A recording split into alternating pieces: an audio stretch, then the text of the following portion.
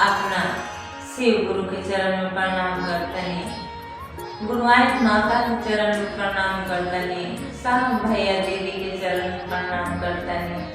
हमरा प्रणाम के अपना अपना चरण में स्वीकार कर ली है महादेव की मैया पार्वती साहब भैया दीदी। देखिए जितना हमारे गुरु भाई गुरु बहन बानी लोग लोग के चरण में प्रणाम करता है। हमरा प्रणाम के अपना अपना चरण में स्वीकार कर ली हे प्रभु, कम से कम दया कर लो जे हमनी के तीन सूत्र से उधार हो चल जा।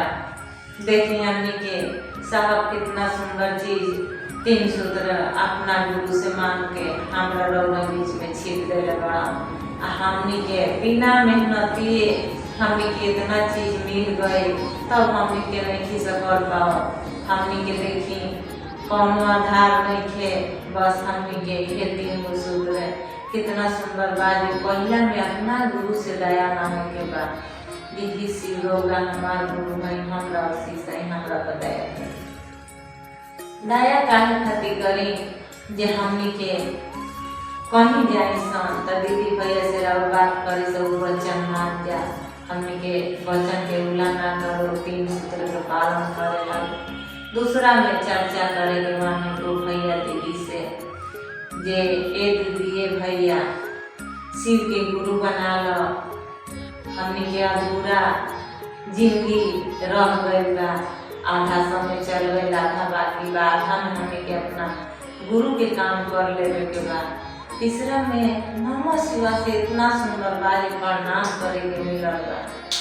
108 के माला जाप कर लेवे के बाद 24 घंटा में एक बेर। देखी हमार साहेब इतना तपस्या कहीं मूर्घटिया में शमशान में कहनी जे आदमी के 3 गो कसम खैले रहनी जे आदमी के रूप में आइब, साधु के रूप में आइब तो हम तारा के ना जाने, असलिया रूप में आइब तब हम जानेंगे महादेव को।